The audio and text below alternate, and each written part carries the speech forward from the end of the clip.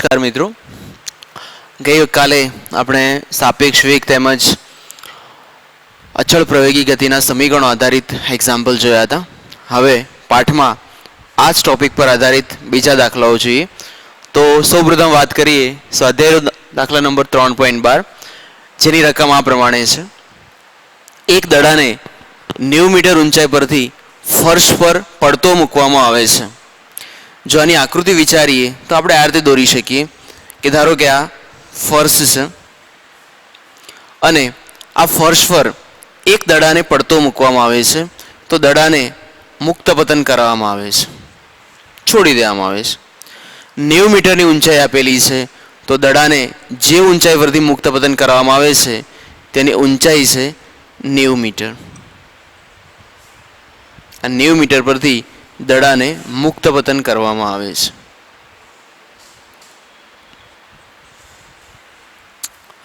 પ્રશ્નમાં એમ કહ્યું છે કે પ્રત્યેક સંઘાત દરમિયાન દડો 10મા ભાગની ઝડપ ગુમાવે છે. તો જ્યારે આ દડો જમીન પર અથડાય ત્યારે સંઘાત કરે છે અને સંઘાત કરે ત્યારે દડો 10મા ભાગની ઝડપ ગુમાવે છે, એટલે કે એની 10મા ભાગની ઝડપ ઓછી થઈ જાય છે. તો આ દડાની ગતિ માટે 0 થી 12 સેકન્ડ માટે ઝડપ વિરુદ્ધ સમયનો આલેખ દોરો. આપણે મિત્રો અહીંયા ઝડપ અને સમયનો એક આલેખ દોરવો છે. આલેખ દોરવા માટે બે વસ્તુની જરૂર પડે છે, સમય અને ઝડપ. તો મિત્રો ઝડપની ગણતરી આ દાખલાની અંદર આપણે કરવી પડશે. તો શરૂઆત આપણે આ પ્રમાણે કરીએ. દાખલાની શરૂઆત આપણે આ પ્રમાણે કરીએ કે દડો જ્યારે મુક્ત પતન કરવામાં આવે છે ત્યારે આપણે એનો પ્રારંભિક વેગ v0 બરાબર 0 ગણીશું. તો શરૂઆત આ પ્રમાણે કરીએ કે મુક્ત પતન કરતા દડા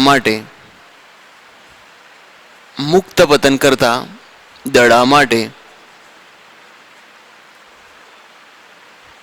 પ્રારંભિક વેગ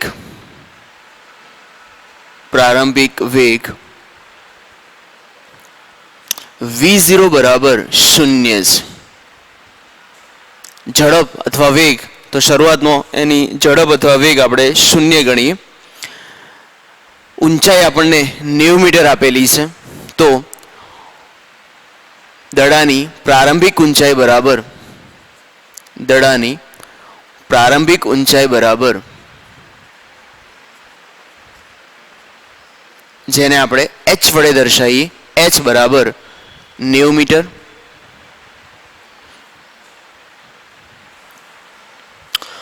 અને પ્રત્યેક સંઘાત દરમિયાન દડો 10મા ભાગની ઝડપ ગુમાવે છે. તો એના માટે આપણે આવું લખી શકીએ કે પ્રત્યેક સંઘાત બાદ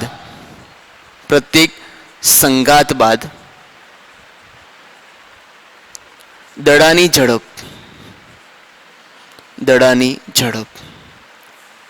મિત્રો 10મા ભાગની ઝડપ ગુમાવે છે એનો અર્થ એ થાય કે મૂળ ઝડપના 10મો ભાગ ઓછો થઈ જાય છે. તો આ સ્ટેપને આ રીતે લખી શકીએ કે 1/10 ઇન્ટુ મૂળ ઝડપ. દડો નીચે તરફ જશે ત્યારે અથડાય છે અને અથડાય ત્યારે એ 10મા ભાગની ઝડપ ગુમાવે છે. તો આ 10મા ભાગની ઝડપને આ રીતે લખી શકીએ કે જે ઝડપ પ્રાપ્ત કરે છે એનો 10મો ભાગ ગુમાવે છે. ધારો કે દડો 50 મીટર પ્રતિ સેકન્ડની ઝડપ પ્રાપ્ત કરે, તો દડાની સંઘાત બાદની ઝડપ કેટલી હોય? તો આપણે ગણી શકીએ કે દડાએ ગુમાવેલ ઝડપ બરાબર 1/10 ઇન્ટુ 50, તો એ 5ની ઝડપ ગુમાવે છે. એનો અર્થ એ થયો કે દડાની ઝડપ 45 થઈ જાય છે. તો આ પ્રમાણેની ગણતરી કરીશું કે પ્રત્યેક સંઘાત બાદ દડાની ગુમાવેલ ઝડપ 1/10 ગુણ્યા મૂળ ઝડપ થાય છે. અને હવે ઝડપ વિરુદ્ધ સમયનો આલેખ દોરો. આપણો પ્રશ્ન આ પ્રમાણે છે. તો સમગ્ર એક્ઝામ્પલની અંદર આપણે ઝડપની કેલ્ક્યુલેશન કરીશું. શરૂઆત આ રીતે કરીએ કે શરૂઆતમાં દડો જ્યારે મુક્ત પતન કરવામાં આવે છે ત્યારે શરૂઆતમાં એની ઝડપ v0 બરાબર 0 છે. આ દડો જેમ જેમ અધો દિશામાં ગતિ કરશે એમ એની ઝડપ વધતી જાય છે અને જ્યારે દડો એક્ઝેક્ટ ફર્શની નજીક પહોંચે છે ત્યારે દડો અમુક ઝડપ પ્રાપ્ત કરે છે. તો સૌપ્રથમ અહીંયા પહોંચે ત્યારે દડાએ પ્રાપ્ત કરેલી ઝડપ આપણે શોધીએ. અહીંયા પહોંચે ત્યારે દડાએ પ્રાપ્ત કરેલી ઝડપ આપણે અહીંયા શોધીએ. આ ઝડપ શોધવા માટે દડો 90 મીટર અંતર કાપે છે. જો દડો 90 મીટર અંતર કાપે તો પ્રારંભિક ઝડપ 0 છે, કાપેલું અંતર 90 મીટર છે, અને અંતિમ ઝડપ આ 3 સ્ટેપ પરથી આપણે એનો ફર્શ સાથે અથડાય તે પહેલાનો વેગ શોધી શકીએ. તો સૌપ્રથમ મિત્રો કેલ્ક્યુલેશન આ રીતે કરીએ કે ફર્શ સાથે અથડાય, ફર્શ સાથે અથડાય તે પહેલાનો વેગ, તે પહેલાનો વેગ આપણે આ પ્રમાણે કેલ્ક્યુલેશન કરીએ. સૂત્ર મૂકીશું. જો પ્રારંભિક વેગ 0 હોય, અંતર 90 મીટર છે અને વેગ શોધવો હોય તો બે વેગ અને અંતર ઉપરથી આપણે v² માઇનસ v0² બરાબર 2AD સૂત્રનો યુઝ કરી શકીએ. કિંમતો મૂકીએ. v² બરાબર શોધીશું. પ્રારંભિક વેગ 0 છે બરાબર 2, પ્રવેગ ગુરુત્વ પ્રવેગ લઈશું 9.8, d એટલે દડાએ કાપેલું અંતર તો અહીંયા 90 મીટર થાય છે, 90 મીટર મૂકી દઈએ. સાદુરૂપ આપતા v બરાબર v² બરાબર આ ત્રણેય પદોનો ગુણાકાર કરી અને વર્ગમૂળ લેવામાં આવે તો આપણને દડાની ઝડપ મળે છે v બરાબર 42 મીટર પ્રતિ સેકન્ડ. તો દડાની ઝડપ મળે છે આપણને v બરાબર 42 મીટર પ્રતિ સેકન્ડ. તો દડો જ્યારે ફર્શ સાથે અથડાય તે પહેલા એનો વેગ છે v બરાબર 42 મીટર પ્રતિ સેકન્ડ.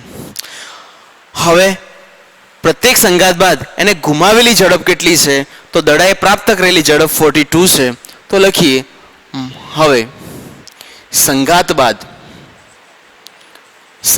બાદ દડાએ ગુમાવેલ ઝડપ બરાબર, મિત્રો અહીંયા લખ્યું હતું કે ગુમાવેલ ઝડપ તો મૂળ ઝડપના 10મા ભાગની ઝડપ ગુમાવે છે, તો 1 અને પ્રાપ્ત કરેલી મૂળ ઝડપ 42 છે તો ઝડપ આવે છે 4.2 મીટર પ્રતિ સેકન્ડ. તો જ્યારે દડો ફર્શ સાથે અથડાય ત્યારે 4.2 મીટર પ્રતિ સેકન્ડ આટલી ઝડપ ગુમાવે છે. તો એની પાસે હવે અથડાયા બાદ ફરીથી દડો ઉધ્વ દિશામાં જવાનું શરૂ કરે ત્યારે કેટલી ઝડપ રહે છે માટે લખીએ સંઘાત બાદની ઝડપ બરાબર,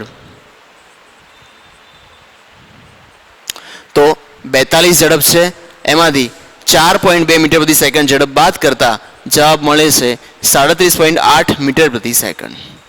તો દડો જ્યારે ફર્શ સાથે અથડાઈ અને નવી ફરીથી ઉછળવાનું શરૂ કરશે ત્યારે એનો વેગ થશે v બરાબર 37.8 મીટર પ્રતિ સેકન્ડ. તો મિત્રો અહીંયાથી દડો 37.8 મીટર પ્રતિ સેકન્ડના વેગથી ઉછળે છે. તો આ પ્રમાણે અથડાયા પહેલાની ઝડપ અને અથડાયા પછીની ઝડપ અહીંયા આપણે શોધી. બીજું, આલેખની અંદર સમય પણ ગણવાનો છે. તો મિત્રો જ્યારે અહીંયાથી દડો ગતિની શરૂઆત કરે ત્યારે સમય t બરાબર 0 સેકન્ડ છે. દડો જ્યારે નીચે પહોંચે ત્યારે કેટલો સમય લાગે છે આપણે એની કેલ્ક્યુલેશન હવે કરીએ. તો મિત્રો શરૂઆતનો વેગ 0 છે, અહીંયા વેગ 42 છે, તો બે વેગ ઉપરથી નીચે પહોંચવા માટેનો સમય શોધી કાઢીએ. તો ફરીથી લખીએ ફર્શ સુધી પહોંચવા લાગતો સમય.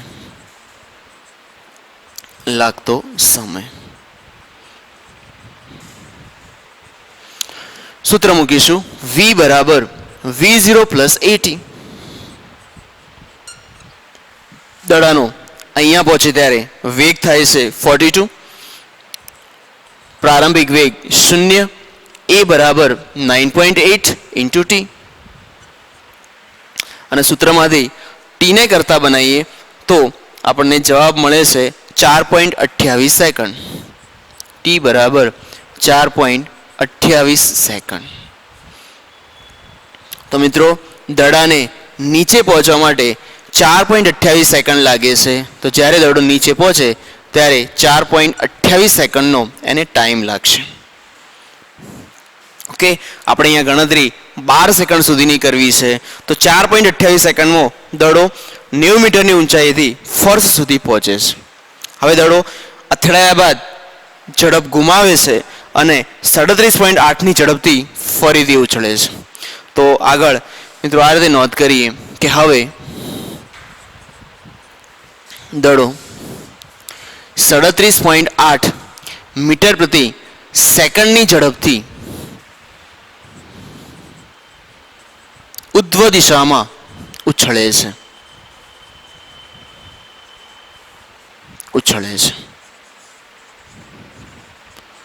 તો હવે એની આગળની ગતિ માટે આ 37.8 એ પ્રારંભિક વેગ બને છે.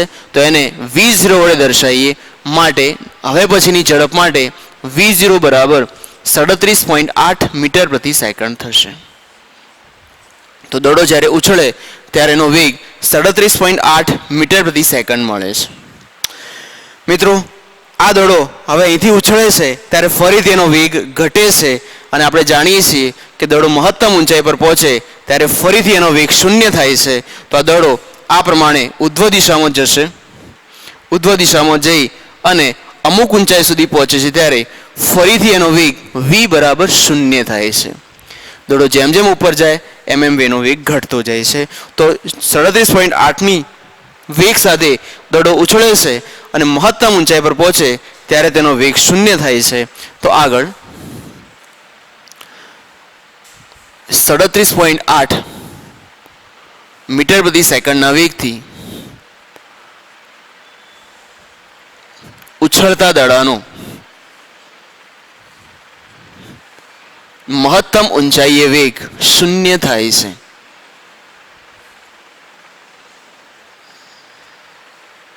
વેગ v બરાબર શૂન્ય થાય છે. ઓકે મિત્રો, આપણે દાખલાની અંદર ઝડપ અને વેગની વાત કરીએ છીએ. તો દર વખતે ઝડપ શોધવાની થાય છે. તો 37.8ના વેગથી દડો ઉછળે છે અને મહત્તમ ઊંચાઈ ફરીથી એનો વેગ v બરાબર શૂન્ય થાય છે. હવે કેલ્ક્યુલેશન કરીએ કે દડાને ફર્સ્ટ ફરથી મહત્તમ ઊંચાઈ પહોંચવા માટે કેટલો સમય લાગશે. તો અહીંયા મિત્રો ફરીથી આપણે સમયની કેલ્ક્યુલેશન કરીએ કે અહીંયાથી ઉપર પહોંચવા માટે કેટલો સમય લાગે. તો નેક્સ્ટ ફર્સ્ટ ફરથી ઉછળેલ દડાને મહત્તમ ઊંચાઈએ પહોંચવા લાગતો સમય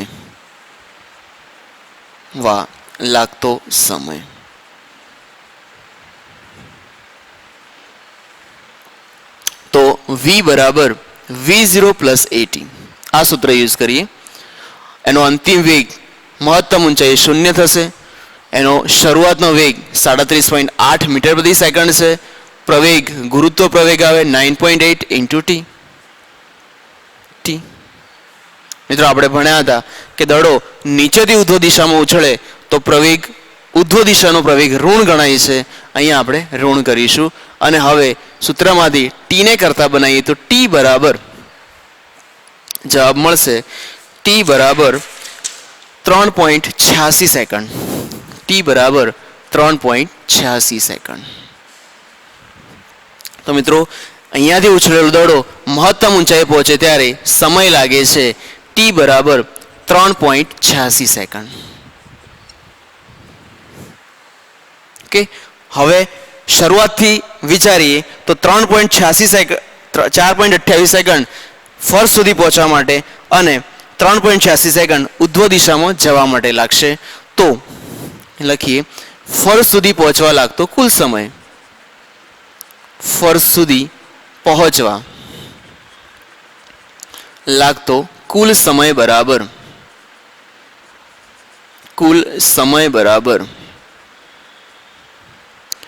4.28 સેકન્ડ પ્લસ 3.86 સેકન્ડ અને સરવાળો કરવામાં આવે તો આપણને ટોટલ સમય મળે છે 8.14 સેકન્ડ.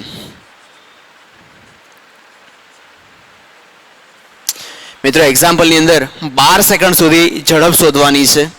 આપણે અત્યાર સુધીમાં 8.14 સેકન્ડ સુધી પહોંચ્યા છીએ.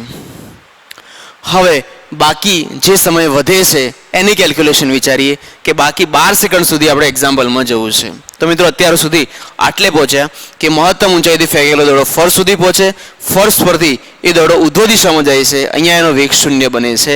હવે આ બિંદુ પરથી દડો ફરીથી અધો દિશામાં જવાનું શરૂ કરે છે.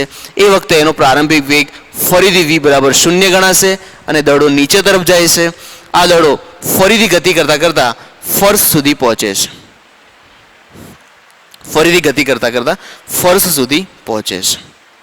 તો મિત્રો ફરીથી ફર્શ સુધી પહોંચે ત્યારે ફરી એની ઝડપ આપણે ગણીશું અને નીચે પહોંચવા માટે લાગતો સમય શોધીશું. એક વાત મિત્રો અહીં આપણે યાદ રાખીશું જે આ પ્રમાણે છે. અહીંયા સમજીએ તો શરૂઆતમાં એકાદ એક્ઝામ્પલમાં આ બાબત આપણે યાદ રાખી હતી કે કોઈપણ પદાર્થને અમુક ઊંચાઈથી ઉધ્વ દિશામાં ફેંકવામાં આવે છે ત્યારે ધારો કે એક પદાર્થ છે, આ પદાર્થને ઉધ્વ દિશામાં ફેંકવામાં આવે ત્યારે શરૂઆતમાં ધારો કે એનો વેગ 20 છે. અહીંયા એક વાત સમજાવું છું, આપણે યાદ રાખશો. શરૂઆતમાં એનો વેગ ધારો કે v બરાબર 20 છે. આ દડો જ્યારે મહત્તમ ઊંચાઈએ પહોંચે ત્યારે એનો વેગ v બરાબર 0 ગણાય છે, 0 થાય છે. અને ત્યારબાદ આ પદાર્થ અધો દિશામાં આવવાનું શરૂ કરે છે. આ પદાર્થ અધો દિશામાં પહોંચે છે. આપણે એક બાબત યાદ રાખીશું કે દડાને જે ઊંચાઈ પરથી ફેંક્યો હતો દડો જ્યારે એ જ ઊંચાઈ પર પરત આવે છે ત્યારે એનો વેગ v બરાબર 20 જ હોય છે, એટલે કે મૂળ વેગ પ્રાપ્ત કરે છે. સમાન ઊંચાઈ પર દડાનો વેગ મૂળ વેગ પ્રાપ્ત થાય છે. આપણે જ્યારે દડાને ફેંક્યો હતો ત્યારે એનો વેગ v બરાબર 20 હતો. એ જ દડો જ્યારે મૂળ ઊંચાઈ પર આવે છે ત્યારે એનો વેગ v બરાબર 20 જ હોય છે. તો આ બાબત એક આપણે યાદ રાખીશું. બીજી એક વસ્તુ, દડાને ઉધ્વ દિશામાં ફેંકવામાં આવે ત્યારે ધારો કે 2 સેકન્ડ જેટલો ટાઈમ લાગે છે. તો ફરીથી દડો એ જ ઊંચાઈ પર પરત આવે ત્યારે પણ 2 સેકન્ડ જેટલો જ ટાઈમ લાગે છે. એટલે જેટલો સમય ઉધ્વ દિશામાં જવા માટે લાગે એટલો જ સમય અધો દિશામાં પરત આવવા માટે પણ લાગે છે. તો મિત્રો આગળની જે કેલ્ક્યુલેશન છે એ આપણે આ કોન્સેપ્ટને ધ્યાનમાં રાખીને કરીએ. તો અહીંયા આપણે શીખ્યા હતા કે દડો જ્યારે v0 વેગથી v0 બરાબર 37.8ના વેગથી ઉધ્વ દિશામાં ફેંકવામાં આવે છે. મહત્તમ ઊંચાઈનો વેગ 0 થાય છે અને ત્યાંથી આ દડો પરત આવે છે. તો જ્યારે ફર્શ સાથે અથડાય તે પહેલાં મૂળ વેગ પ્રાપ્ત કરે છે. તો અહીંયા આગળ આવતા એનો વેગ ફરીથી v બરાબર 37.8 મીટર પ્રતિ સેકન્ડ થઈ જશે. ઓકે, અને જેટલો સમય ઉધ્વ દિશામાં જવા માટે લાગે એટલો સમય અધો દિશામાં આવવા માટે લાગે તો ઉપરથી નીચે પહોંચવા માટે અને 3.86 સેકન્ડનો સમય લાગે છે. તો મિત્રો ત્યાં સમજાયેલી મેટરનો આપણે અહીંયા યુઝ કરીએ તો મહત્તમ ઊંચાઈથી ફર્શ સુધી પહોંચવા માટે કેલ્ક્યુલેશન આ પ્રમાણે. હવે અધો દિશાની ગતિ માટે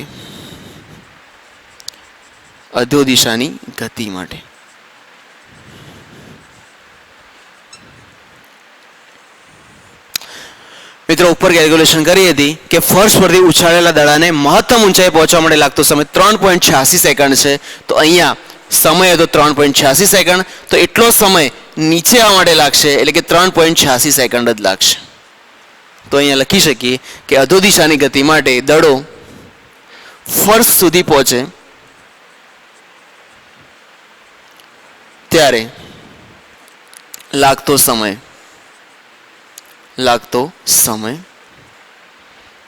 બરાબર 3.86 સેકન્ડ થશે. અને હવે જો કુલ સમય શોધીએ તો દડો અહીંયાથી 3 માટે થતો કુલ સમય બરાબર આગળ મિત્રો આપણે ગણતરી કરી હતી કે દડો નીચે તરફ જાય તો 4.28 સેકન્ડ, અહીંયાથી ઉધ્વ દિશામાં આવે તો 3.86 સેકન્ડ અને અહીંયાથી ફરીથી નીચે જાય તો 3.86 સેકન્ડ. તો આગળથી કેલ્ક્યુલેશનનો સરવાળો અહીંયા કર્યો હતો કે 8.14 સેકન્ડ વત્તા 3.86 સેકન્ડ આપણે એમાં એડ કરીશું તો આપણને જવાબ મળે છે 12 સેકન્ડ. તો તો મિત્રો અહીંયા આપણે 12 સેકન્ડ સુધીની કેલ્ક્યુલેશન કરવી હતી. એ સમય અહીંયા કમ્પ્લીટ થાય છે કે દડો નીચે આવે, ઉપર જાય અને ફરી નીચે આવે ત્યારે 12 સેકન્ડનો સમય લાગે છે. તો અહીંયા જ્યારે દડો નીચે પહોંચે ત્યારે 12 સેકન્ડ કમ્પ્લીટ થઈ જાય છે. હવે વેગની વાત કરીએ તો જ્યારે દડો અહીંયાથી ઉછાળવામાં આવ્યો હતો ત્યારે એનો વેગ v બરાબર 37.8 હતો. તો જ્યારે દડો એ જ હાઈટ પર આવશે ત્યારે એનો વેગ 37.8 થઈ જાય છે. તો લખીએ ફર્સ્ટ સુધી પહોંચે ત્યારે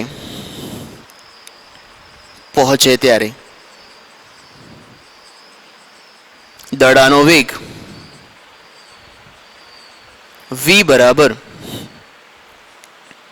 37.8 મીટર પ્રતિ સેકન્ડ છે થશે. ઉપર જતા એનો વેગ ઘટે છે, પરંતુ એ જ હાઈટ પર આવે ત્યારે ફરીથી એનો વેગ 37.8 મીટર પ્રતિ સેકન્ડ થઈ જાય છે. તો મિત્રો જ્યારે દડો અહીંયા પહોંચશે ત્યારે એનો વેગ ફરીથી 37.8 થઈ જાય છે. આપણે આગળ ભણ્યા હતા કે હવે એ 10મા ભાગની ઝડપ ગુમાવે છે. તો લખીએ કે અથડામણ પછી ગુમાવાતી ઝડપ બરાબર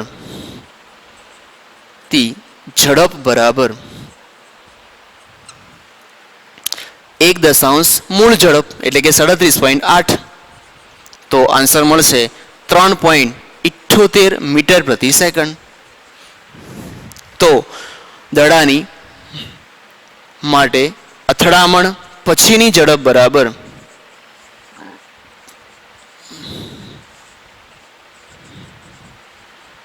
37.8 માઇનસ 3.78. તો આન્સર મળશે આપણને 34.02 મીટર પ્રતિ સેકન્ડ. તો મિત્રો દડો અથડાય છે ત્યારે અથડામણ પછી ફરીથી જ્યારે ઉછળે છે ત્યારે એનો વેગ રહેશે v બરાબર 34.02 સેકન્ડ. પરંતુ અહીંયા 12 સેકન્ડનો ટાઈમ પૂરો થાય છે એટલે આપણો દાખલો આટલા સુધી ગણીશું કે 12 સેકન્ડ કમ્પ્લીટ થાય ત્યારે દડાનો અંતિમ વેગ 34.2 સેકન્ડનો મળે છે. હવે આગળ 0 થી 12 સેકન્ડ માટે આપણે ઝડપ વિરુદ્ધ સમયનો એક ગ્રાફ દોરવાનો છે. તો અહીંયા આપણે જેટલી વસ્તુ સમજ્યા છો એ બાબતને ધ્યાનમાં રાખી 0 થી 12 સેકન્ડ સુધી ઝડપ વિરુદ્ધ સમયનો ગ્રાફ દોરીશું. મિત્રો અત્યાર સુધી દાખલાની બધી જ ગણતરી કરી દીધી. આપણે ઝડપ અને સમયના કેટલાક મૂલ્યો અહીંયા મેળવ્યા છે. હવે ઝડપ અને સમયનો ગ્રાફ દોરીએ. ગ્રાફ દોરવા માટે કેટલાક રીડિંગ્સ અહીંયા લખીશું આપણે અને એના એકોર્ડિંગ ગ્રાફ લખીશું. તો મિત્રો દડો 90 મીટરની ઊંચાઈ પરથી ગતિની શરૂઆત કરે છે ત્યારે શરૂઆતમાં એની ઝડપ 0 છે અને સમયગાળો પણ 0 છે. તો અહીંયા પહેલા કોલમમાં લખીશું કે સમયગાળો 0 છે અને એની ઝડપ પણ 0 છે. સામે મેટરમાં લખવું હોય તો લખી શકીએ કે પ્રારંભિક સ્થિતિમાં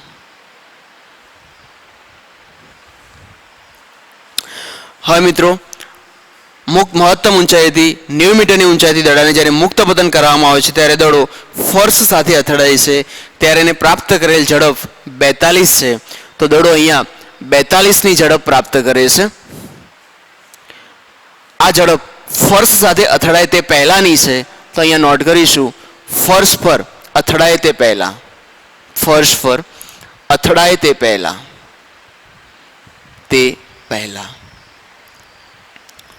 એને પ્રાપ્ત કરેલી ઝડપ 42 છે 42 અને અહીંયાથી નીચે તરફ જવા માટે લાગતો સમય 4.28 સેકન્ડ છે. તો સમય લાગે છે 4.28 સેકન્ડ. હવે આપણે ભણ્યા હતા કે ફર્શ પરથી જ્યારે દડો ફરીથી ઉછળે છે ત્યારે અહીંયા કેલ્ક્યુલેશન કરી હતી કે અમુક ઝડપ ગુમાવે છે અને ત્યારબાદ એની અંદર સંઘાત બાદની ઝડપ 37.8 થાય છે. તો અહીંયા એની સંઘાત પછીની ઝડપ 37.8 થશે. તો અહીંયા નોટ કરીશું ફર્શ પર અથડાયા બાદ જ્યારે ફર્શ સાથે અથડાય ત્યારે ક્ષણિક ટાઈમ લાગે છે એટલે સમયની અંદર બહુ ફેરફાર થતો ના હોય માટે લખીશું કે ટાઈમ રહે છે 4.28 સેકન્ડ જ. ત્યારબાદ મિત્રો આપણે જોયું હતું કે અહીંયા 37.8ના વેગથી દડો ઉછળે છે અને મહત્તમ ઊંચાઈ પહોંચે છે ત્યારે ફરીથી એનો વેગ v બરાબર 0 થાય છે. તો અહીંયા લખીશું v બરાબર 0 ક્યારે? તો મહત્તમ ઊંચાઈ પહોંચે ત્યારે, ઊંચાઈએ જાય ત્યારે. પરંતુ આપણે કેલ્ક્યુલેશન કરી હતી કે મહત્તમ ઊંચાઈ પહોંચે ત્યારે દડાનો પ્રારંભિક વેગ 37.8 છે, પરંતુ પહોંચવા માટે 3.86 સેકન્ડનો ટાઈમ લાગે છે. તો અહીંયા 3.86 સેકન્ડ સમય લાગે છે, સમય લાગશે. અને 3.86 સેકન્ડનો સમય લાગે, 3.86 સેકન્ડનો જો સમય લાગે તો કુલ સમય કેટલો થશે? તો આ બાજુ આપણે કેલ્ક્યુલેશન કરી હતી કે મહત્તમ ઊંચાઈ પહોંચવા માટે કુલ સમય 8.14 સેકન્ડ થાય. તો આ બંને સમયને આપણે જોડી દઈએ તો સમય થાય છે 8.14 સેકન્ડ. તો 8.14 સેકન્ડની અંદર દડો આ મહત્તમ ઊંચાઈ પર પહોંચે છે. ફરીથી મહત્તમ ઊંચાઈથી દડો અધો દિશામાં જવાનું શરૂ થશે. તો એ દરમિયાન એ ફરીથી વેગ પ્રાપ્ત કરે છે 37.8 મીટર પ્રતિ સેકન્ડ. તો અહીંયા દડાનો વેગ થશે 37.8 મીટર પ્રતિ સેકન્ડ. ઓકે, ટાઈમ કેટલો લાગશે? તો ફરીથી અધો દિશામાં જવા માટે પણ અને 3.86 સેકન્ડનો ટાઈમ લાગે છે. તો અહીંયા એ પણ આપણે નોંધ કરીશું કે અહીંયા પહોંચવા માટે એને સમય લાગે છે મહત્તમ ઊંચાઈ 3.86 સેકન્ડ.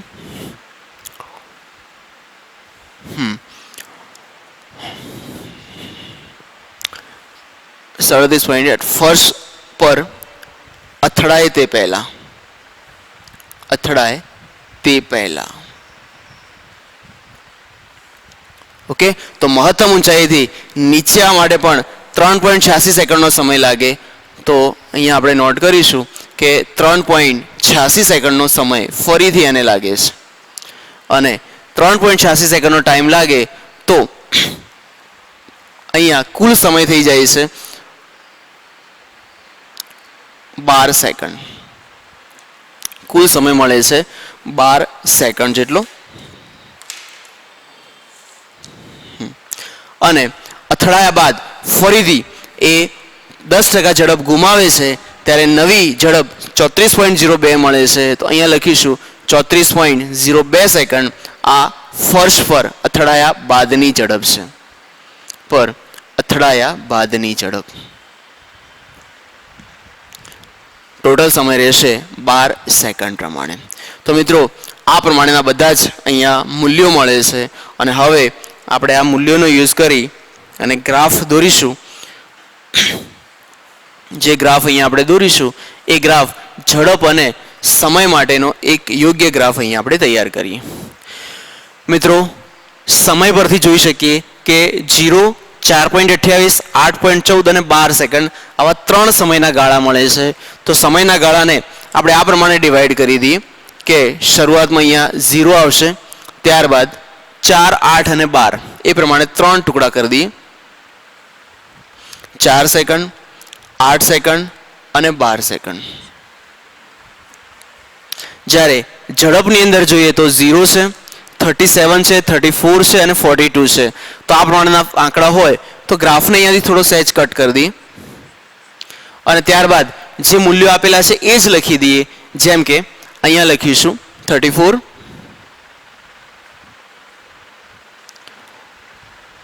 34, ત્યારબાદ 38 અને 4 એડ કરી અને 42 કરી દઈએ. તો મિત્રો આ પ્રમાણે ઝડપના ગ્રાફ, ઝડપના પોઈન્ટ્સ અહીંયા નોટ કર્યા અને સમયને આપણે અહીંયા દર્શાવ્યો છે. હવે દરેક બિંદુ માટે પોઈન્ટ્સ નોટ કરીએ. શરૂઆતમાં 0, 0 તો ગ્રાફની શરૂઆત 0, 0 થી અહીંયાથી થશે. ત્યારબાદ 4.28 સેકન્ડ 42 મળે છે. 4.28 સેકન્ડને ગ્રાફમાં બતાવીએ તો અહીંયા ક્યાંક લઈ શકીએ આપણે 4.28, એની સામે 42 પોઈન્ટ એટલે અહીંયા ક્યાંક પોઈન્ટ મળશે આપણને, આ બિંદુ પર જશે. ત્યારબાદ 4.28 સેકન્ડ 37.8 મળે છે.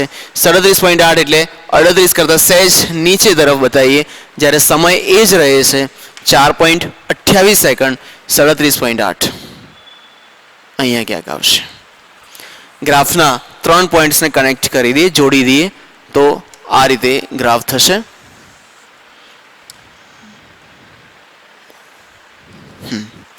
હવે આગળનો ગ્રાફ જોઈએ. 8.14 સેકન્ડે 0 થાય છે. જો 8.14 સેકન્ડે બતાવીએ તો અહીંયા ક્યાંક બતાવી શકીએ, અને એ વખતે ઝડપ આપણને શૂન્ય મળે છે. જો શૂન્ય ઝડપ મળે તો ગ્રાફને અહીંયા લાવી દઈએ. ત્યારબાદ 12 સેકન્ડનો ટાઈમ થાય છે, એટલે 37.8 મળે છે. તો 12 સેકન્ડનો ટાઈમ 37.8 જેને અહીંયા બતાવીએ, અને ટાઈમ 12 સેકન્ડ એટલે આ પોઈન્ટ અહીંયા ક્યાંક દર્શાવી શકીએ. 12 સેકન્ડે 37.8 અને છેલ્લે 12 સેકન્ડે 34.02 મળે છે ઝડપ ગુમાયા બાદ. તો 34.02 એટલે 34ની લાઈનમાં અહીંયા આપણે 12 સેકન્ડનો પોઈન્ટ દર્શાવી દઈએ આ પ્રમાણે. તો મિત્રો, ઝડપ અને સમય માટે આવો એક આલેખ આપણે દોરી શકીએ છીએ. તો આકૃતિની અંદર આ પ્રમાણે કેલ્ક્યુલેશન બતાવી છે, સમગ્ર ગણતરી, રીડિંગ્સ અને ત્યારબાદ એનો આલેખ દોરવામાં આવે તો આ પ્રમાણે આલેખ દોરી શકે.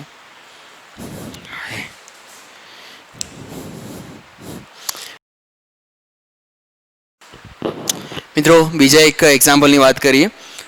સ્વાધ્યાયની અંદર આપેલ દાખલા નંબર 3.10, જેમાં એમ કહ્યું છે કે કોઈ ખેલાડી 29.4 મીટર પ્રતિ સેકન્ડની ઝડપથી દડાને ઉધ્વ દિશામાં ફેંકે છે.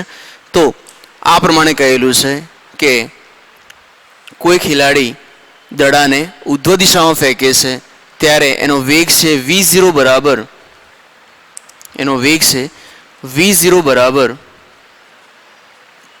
29.4 મીટર પ્રતિ સેકન્ડ.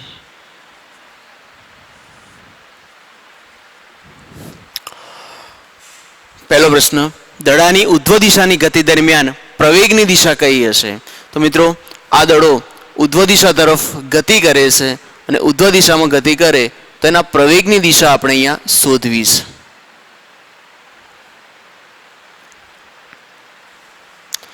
મિત્રો, આપણે જાણીએ છીએ કે જ્યારે દડો ઉધ્વ દિશામાં ગતિ કરે કે અધો દિશામાં ગતિ કરે એ હંમેશા ગુરુત્વ પ્રવેગની અસર હેઠળ ગતિ કરે છે. તો ઉધ્વ દિશાની ગતિ દરમિયાન પદાર્થના વેગમાં ઘટાડો થાય છે, અને વેગમાં ઘટાડો થવા પાછળનું કારણ એ ગુરુત્વ પ્રવેગ છે. તો પદાર્થ ઉધ્વ દિશામાં ગતિ કરે ત્યારે એમાં રહેલો પ્રવેગ એ ગુરુત્વ પ્રવેગ જેટલો જ હોય છે. એટલે કે ગુરુત્વ પ્રવેગ જેટલો મતલબ કે 9.8 મીટર પ્રતિ સેકન્ડ હોય છે. અને એની દિશાની વાત કરીએ તો ગુરુત્વ પ્રવેગ એ હંમેશા પૃથ્વી તરફ હોય છે. તો પહેલા ક્વેશ્ચનનો આન્સર આ રીતે લખી શકીએ, એ ઉધ્વ દિશાની ગતિ દરમિયાન પ્રવેગ એ ગુરુત્વ પ્રવેગ છે,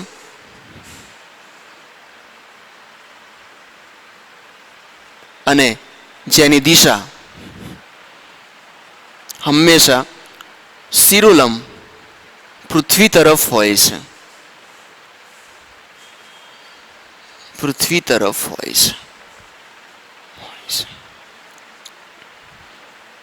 ગુરુત્વ પ્રવેગની દિશા એ હંમેશા પૃથ્વી તરફની ગણીશું આપણે, અધો દિશામાં હોય છે. એટલે આ પહેલા ક્વેશ્ચનનો આપણને આન્સર મળે છે. બીજા પ્રશ્નની વાત કરીએ કે મહત્તમ ઊંચાઈએ વેગ અને પ્રવેગ કેટલો હશે? મિત્રો, આ દડો મહત્તમ ઊંચાઈ પ્રાપ્ત કરે ત્યારે એનો વેગ ક્રમશઃ ઘટતો જાય છે.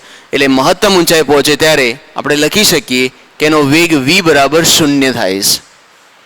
અને ફરીથી એ જ પ્રશ્ન, પ્રવેગ કેટલો હશે? તો પ્રવેગ એ ગુરુત્વ પ્રવેગ જ હશે. આથી 9.8 મીટર પ્રતિ સેકન્ડ લખી શકાય. માટે અહીંયા બીજા ક્વેશ્ચનનો આન્સર લખીએ બી. તો મહત્તમ ઊંચાઈએ એનો વેગ 0 થાય છે. આથી v બરાબર 0, જ્યારે પ્રવેગ ગુરુત્વ પ્રવેગ બરાબર હોય છે એટલે કે 9.8 મીટર પ્રતિ સેકન્ડ છે.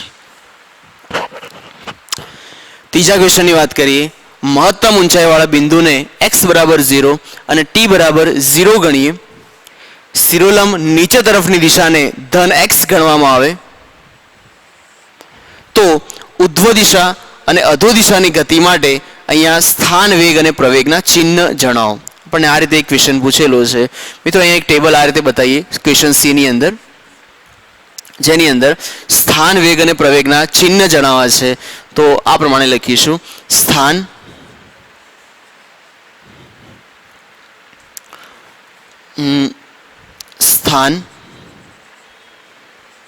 જેને આપણે x વડે લખીએ, વેગ જેને v વડે લખીએ, અને પ્રવેગ એ વડે લખીએ. એના ચિહ્ન જણાવવા છે, એટલે કે ધન મળે કે ઋણ મળે એવું દર્શાવવું છે. તો સૌપ્રથમ વાત કરીશું ઉધ્વ દિશાની ગતિ માટે અને ત્યારબાદ લખીશું અધો દિશાની ગતિ માટે.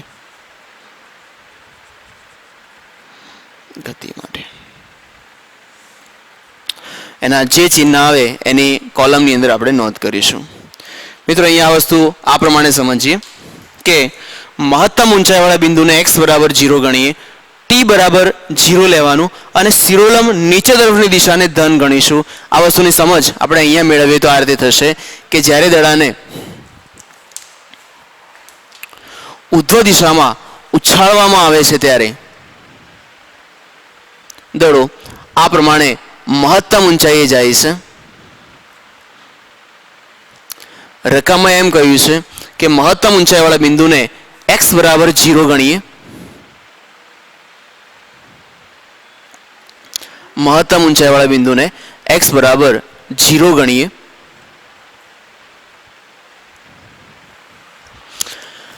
શિરોલંબ નીચે તરફની દિશાને ધન x ગણીએ, એટલે કે જો પદાર્થ આ તરફ આવે તો એ દિશાને આપણે ધન x તરીકે લઈશું. તો આ શિરોલંબ નીચે તરફની દિશા છે જેને ધન x તરીકે ગણીશું, અને શિરોલંબ ઉપર તરફની દિશાને આપણે ઋણ x તરીકે ગણીશું, ઋણ x તરીકે ગણીશું. મિત્રો આ બાબત આપણે અહીંયા યાદ રાખીશું. તો ઉપર તરફની જે દિશા છે એને ઋણ x તરીકે ગણીશું. આ બાબતને ધ્યાનમાં રાખી સ્થાન વેગ અને પ્રવેગના ચિહ્ન જણાવીએ. અહીંયા મિત્રો આ વસ્તુ જે દર્શાયેલી છે એને સંખ્યા રેખામાં ધારો કે કન્વર્ટ કરીએ તો અહીંયા દર્શાયેલી વાતને આપણે આ પ્રમાણે ઓપન કરીએ અને વિચારીએ તો આવી એક સંખ્યા રેખા અહીંયા દોરી શકાય કે જે મહત્તમ ઊંચાઈવાળું બિંદુ છે એને અહીંયા દર્શાવીએ x બરાબર 0, જે આપણને મહત્તમ ઊંચાઈ દર્શાવે, x બરાબર 0 લખીએ. પછી નીચે તરફની ગતિને ધન x પર લઈશું, એટલે કે આ સાઈડ એ ધન x થશે, આ નીચે તરફનું દિશા છે, અને આ તરફ ઋણ x લઈશું જે ઉપર તરફ દર્શાવે છે, ઉપર તરફ દેખાય છે. ઓકે, તો મિત્રો અહીંયા આ પ્રમાણે ઉપરોક્ત આકૃતિને આપણે આ પ્રમાણે દર્શાવી દીધી. હવે નીચે તરફની દિશાને ધન x ગણવામાં આવે છે, તો ઉપર તરફની જે સંજ્ઞા છે તે આગળ આપણે ઋણ x લખીશું. ઓકે, સંખ્યા રેખા પ્રમાણે ચાલીએ તો આ ઋણ x છે અને આ ધન x છે. મિત્રો હવે પહેલો ક્વેશ્ચન વિચારીએ જે આ પ્રમાણે છે કે દડાને ઉધ્વ અને અધો દિશાની ગતિ માટે સ્થાન વેગ અને પ્રવેગના ચિહ્ન જણાવો.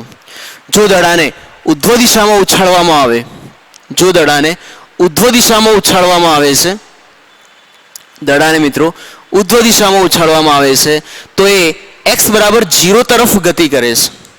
દડાને ઉધ્વ દિશામાં ઉછાળવામાં આવે તો x બરાબર 0 તરફ ગતિ કરે છે. એનો અર્થ એ થયો કે ઉધ્વ દિશામાં ઉછાળેલો દડો x બરાબર 0 તરફ ગતિ કરે, જેને આપણે આ પ્રમાણે દર્શાવીએ x બરાબર 0 તરફ ગતિ કરશે. અને x બરાબર 0 તરફ ગતિ કરે તો એવા કિસ્સામાં આપણે કહી શકીએ કે ધન x દિશા તરફ જાય છે, માટે ઉધ્વ દિશાની ગતિ માટે x ધન મળે છે, અથવા x ગ્રેટર ધેન 0 એવું આપણે લખી શકીએ. ત્યારબાદ મહત્તમ ઊંચાઈ પહોંચ્યા બાદ દડો અધો દિશામાં આવશે અધો દિશામાં આવે ત્યારે એ ધન x દિશામાં ગતિ કરે તો નીચે તરફ આવે તો પણ એ ધન x દિશામાં જ જવાનું ચાલુ રાખશે. તો આવા સંજોગોમાં અહીંયા પણ આપણે x ગ્રેટર દેન 0 લખી શકીએ. તો આ બંને કિસ્સામાં એનું સ્થાન ધન મળે છે. ફરીથી ઉધ્વ દિશામાં ફેંકેલો દડો x બરાબર 0 તરફ જશે એટલે કે ધન દિશામાં જશે અને અધો દિશામાં આવતો દડો ધન x તરફ જ જાય છે, માટે આ પ્રમાણે મળે. વેગની વાત કરીએ મિત્રો, વેગની વાત કરીએ તો અહીંયા આ રીતે સમજી શકીએ કે જ્યારે દડાને ઉધ્વ દિશામાં ઉછાળવામાં આવે ત્યારે એનો વેગ ક્રમશઃ ઘટતો જાય છે અને ઉધ્વ દિશામાં જો એનો વેગ ઘટતો હોય તો આવા સંજોગોમાં v લેસ ધેન 0 લખી શકીએ અને અધો દિશાની ગતિ માટે વેગ વધે છે તો v ગ્રેટર દેન 0 લખી શકીએ. ઓકે, તો વેગના ચિહ્ન આપણને ઋણ અને ધન આ પ્રમાણે મળે છે. પ્રવેગની વાત કરીએ, પ્રવેગ ધન મળે કે ઋણ મળે તો જુઓ મિત્રો આ રીતે સમજીએ કે જ્યારે દડાને ઉધ્વ દિશામાં ઉછાળવામાં આવે છે ત્યારે શરૂઆતમાં એનો વેગ ધારો કે અહીંયા 20 છે અને જેમ જેમ દડો ઉધ્વ દિશામાં જશે એમ એમ એનો વેગ ઘટે છે તો આ બિંદુ પાસે ધારો કે એનો વેગ 10 થાય છે.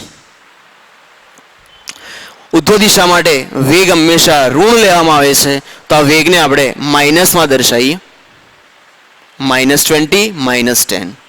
અને હવે પ્રવેગ શોધીએ તો પ્રવેગ બરાબર સૂત્ર delta V upon delta T મૂકી શકાય. ડેલ્ટા વી એટલે વેગમાં થતો ફેરફાર, તો રકમ પ્રમાણે વેગમાં થતો ફેરફાર શોધીએ તો એનો અંતિમ વેગ -10 છે જ્યારે શરૂઆતનો વેગ -20 છે. ધારો કે આ બિંદુ પરથી આ બિંદુ પહોંચવા માટે લાગતો સમય 1 સેકન્ડ હોય તો પ્રવેગની કેલ્ક્યુલેશન કરીએ તો આપણને આન્સર અહીંયા +10 મળે છે એટલે કે પ્રવેગ ધન મળે છે. તો આવા કિસ્સામાં પ્રવેગ ધન છે એવું આપણે કહી શકીએ a ગ્રેટર દેન 0 મળે. અને અધો દિશાની ગતિની વાત કરીએ તો આ બિંદુ પાસે ધારો કે પદાર્થનો વેગ 10 મળે છે, નીચે તરફ જાય તો એ બિંદુ પાસે વેગ 10 મળશે. ફરીથી આ શરૂઆતનો વેગ છે, આ અંતિમ વેગ છે. ધારો કે પ્રવેગ શોધીએ તો delta V upon delta T સૂત્ર અનુસાર વેગમાં થતો ફેરફાર તો 10 થાય એટલે કે 10t-10 1 સેકન્ડનો સમય લાગે તો આ પ્રમાણે ફરીથી એનો પ્રવેગ 10 જ મળે છે. તો આવા કિસ્સામાં પ્રવેગ ધન મળે છે એવું આપણે કહી શકીએ. તો મિત્રો આ પ્રમાણે સ્થાન વેગ અને પ્રવેગના ચિહ્ન દર્શાવી શકીએ. છેલ્લે ડી ક્વેશ્ચનની વાત કરીએ. દડો કેટલી મહત્તમ ઊંચાઈએ પહોંચશે? તો દડાને શરૂઆતમાં 29.4 વેગથી ફેંકવામાં આવે છે. મહત્તમ ઊંચાઈનો વેગ 0 થાય છે. તો દડાની મહત્તમ ઊંચાઈ શોધવા માટે આપણે આ સૂત્ર યુઝ કરીએ, v² - v0² બરાબર 2ad.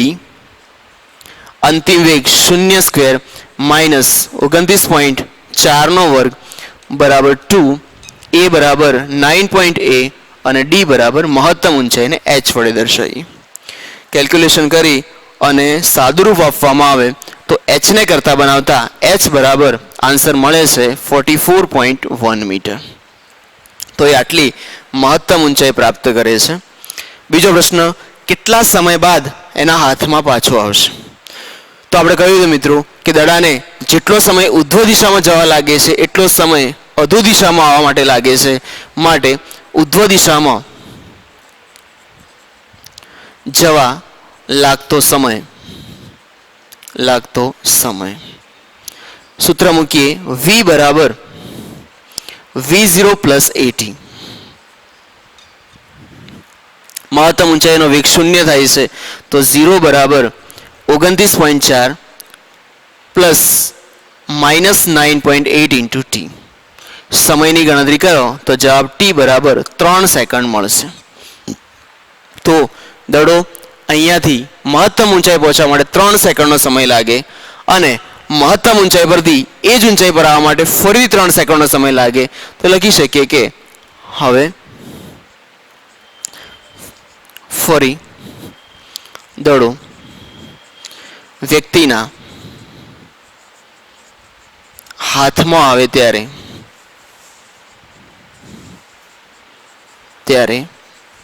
લાગતો સમય